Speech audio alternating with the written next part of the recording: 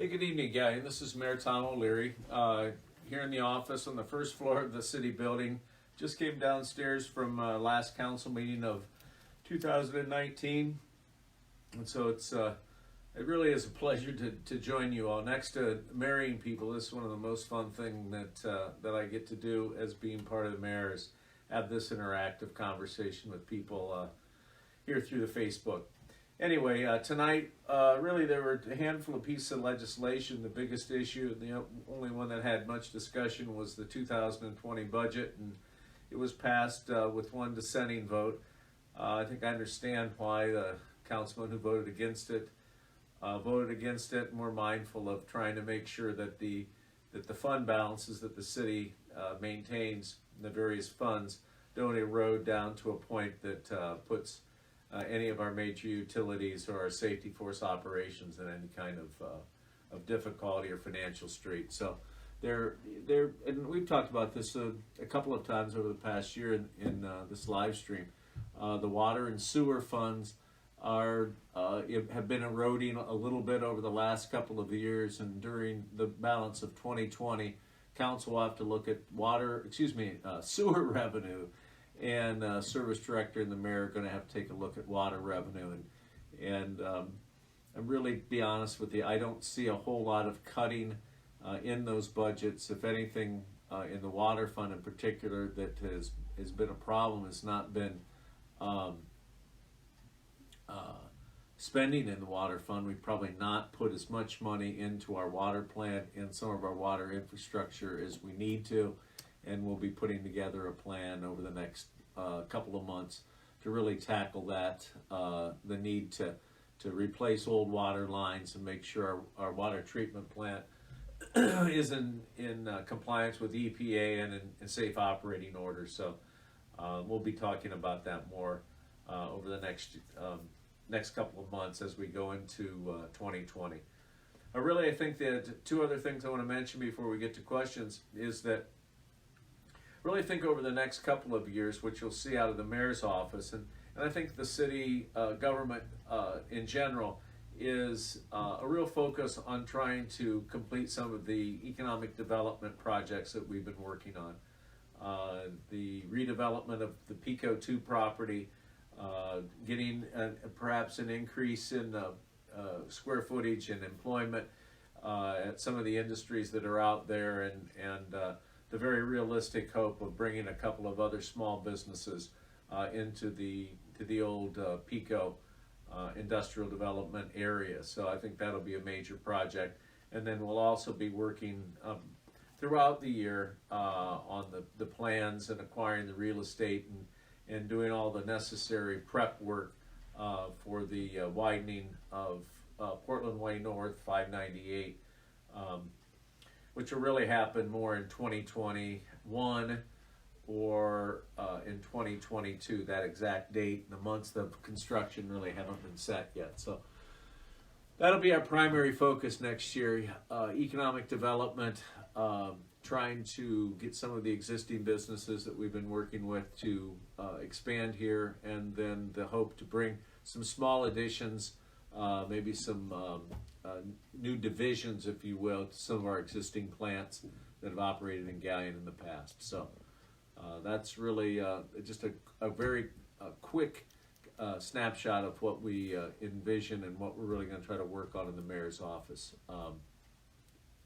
along with all the capital improvements projects, the public works projects that we're committed to, and many of which are under construction now. So I'll stop there. Matt had told me before we bounced on the air that I had a question about grocery store. I think that is ongoing. I think that the efforts to bring a new operator into Galion West continue. However, I'm beginning to work with some of the planners and some of the development-oriented people in town to look at the notion of requesting of and helping to provide some of the funding to the newly formed Port Authority to perhaps put together a commercial plaza that can house a new grocery facility So we're really not putting all of our efforts into the reopening of Galleon West. We're looking at some other options, and what I would say is that if the operator for Galleon West doesn't land there, I have a strong feeling that with the right incentive package, we can get that operator, the gentleman that wants to operate the Galleon Fresh Market here in town, to open up in a new facility. So it's ongoing. I'm not sure if that hits the question that was asked about the grocery, but you know, that's an issue, and what we've seen in the last year and a half since the grocery's been since we've been out without Geyers is one of the main reasons that it was so important not to lose Geyers in the first place. So it'll be the kind of thing that'll be ongoing until we land that the new grocery store operator. All right, thanks, Mayor. I just want to point out that initial question had been received from Jack, so thank you for that, Jack. Sure. No questions tonight since we've been starting the live stream, so if you have questions, please submit them in the comments at this time. While we're waiting, I do want to point out, did some figures for this year's video shoots. We've shot 22 videos, about 12 hours of footage, and over that time, we've totaled over 21,000 viewers. So thank you for everybody who's tuned in. Yeah, I think this works pretty well, and we're open to suggestions to link up more with Talk About Galleon if that's possible. But there's no denying that what we're able to do is keep an eye on some of the threads that develop in Talk About Galleon and try to make sure we're responding to them without hogging up with all kinds of one message after another. We don't want to create a tweet storm or anything with the city of Galleon clogging up Talk About Galleon, but I think it's also important sometimes when these topics get some momentum going, one exaggerated claim pile on top of another, and you get to a point where you really need to intervene and try to bring some clarity to the overall discussion. So we'll continue to do that, and I guess 20,000 people watching it is a good thing. And of course, this whole thing was spawned from the need to bring more regular information about Galleon to Galleonites, particularly